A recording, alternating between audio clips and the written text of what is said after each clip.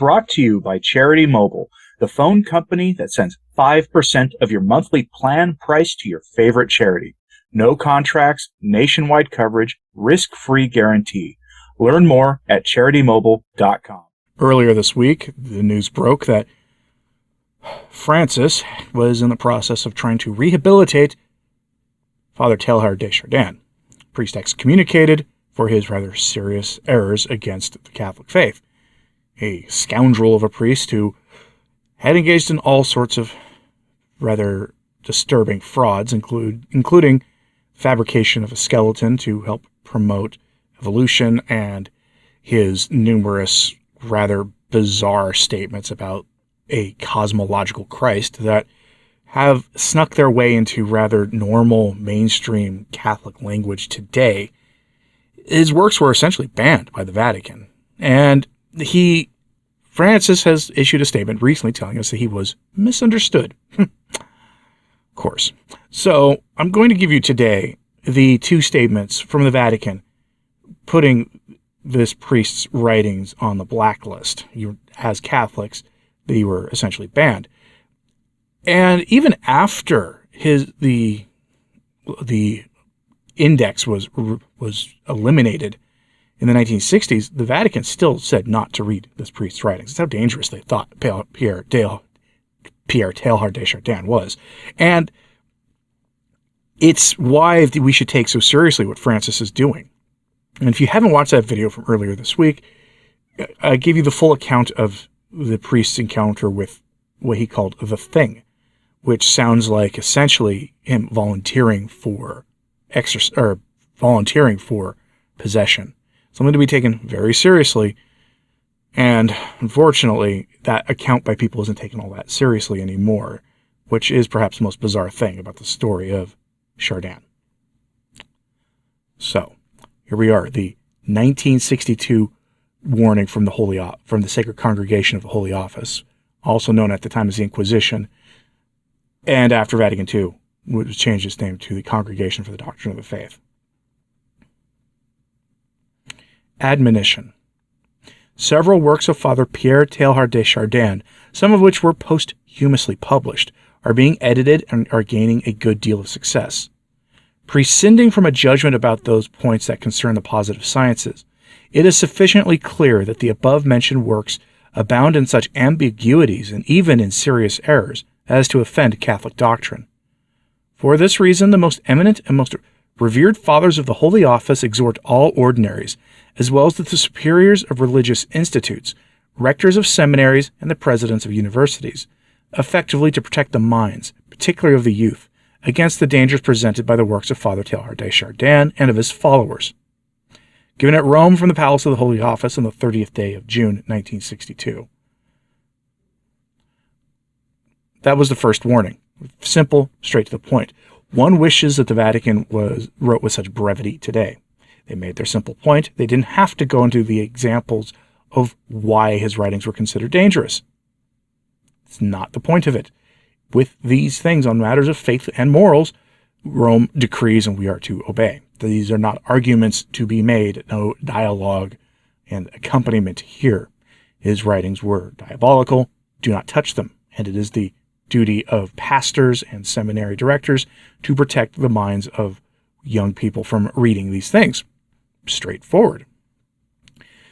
After this, at some point, for some reason, in the 1980s and the 1970s, not long after this document, people began to think that the church had changed its stance. That document, that warning was issued by John the 23rd. Now we get by the late 1970s, after Paul VI and the upheavals that happened during his time, and in the early part of the John Paul II papacy, you start getting this idea among priests and laity that the warnings against Chardin don't apply anymore, that it was okay. And wasn't really helped by the fact that Ratzinger and a few others had said less stridently negative things about Chardin. That changed, of course, in 1981 when the Vatican issued this following short statement. Quote, Communique of the Press Office of the Holy See, appearing in the English edition of L'Osservatore Romano, July 20th, 1981. The letter sent by the Cardinal's Secretary of State to His Excellency Monsignor Poupart on the occasion of the centenary of the birth of Father Teilhard de Chardin has been interpreted in a certain section of the press as a revision of previous stands taken by the Holy See in regard to this author, and in particular the monatum of the Holy Office of the 30th of June, 1962, which pointed out that the work of the author contained ambiguities and grave doctrinal errors.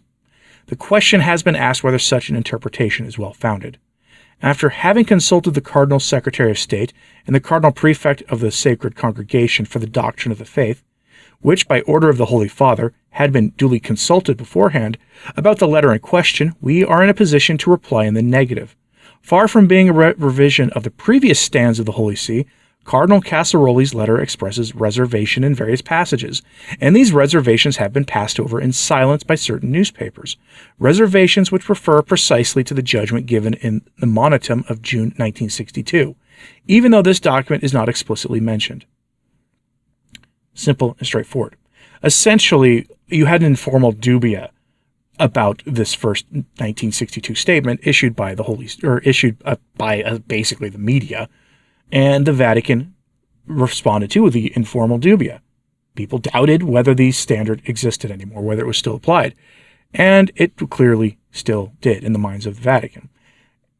That having been said, we should go over now the letter of Cardinal Casaroli. That letter is short and will take only a moment to go over. All these letters, by the way, I have linked in today's show notes at returntotradition.org, which may not go live till today's news story goes live, but they will be there so you could read them for yourself. Letter from Cardinal Casaroli, occasion of the centenary of the birth of Father Teilhard de Chardin. Yes, they were observing this. That is how attitudes had changed towards the priest.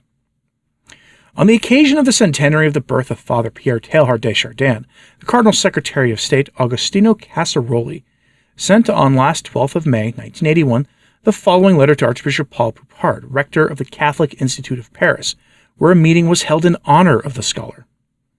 Your Excellency, the international scientific community, and more broadly the whole intellectual world, are preparing to celebrate the centenary of the birth of Father Pierre Teilhard de Chardin. The astonishing repercussions of his researches, together with the influence of his personality and the richness of his thought, have left a lasting mark on our age. Powerful poetic insight into the deep value of nature, a keen perception of the dynamism of creation, a wide view of the becoming of the world were combined in him with undeniable religious fervor.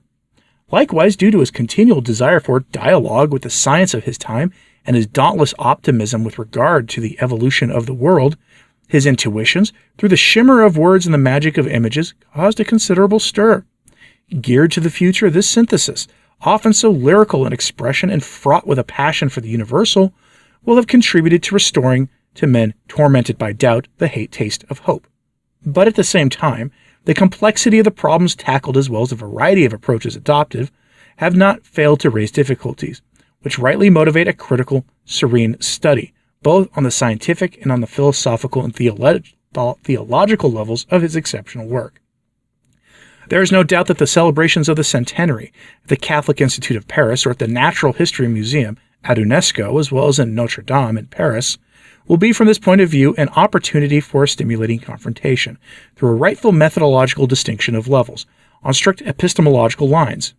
Our time will certainly remember, beyond difficulties of conception and deficiencies of expression in this bold attempt at synthesis, the witness of the unified life of a man seized by Christ in the depths of his being, and concerned to honor faith and reason at the same time, responding in advance, as it were, to John Paul II's appeal.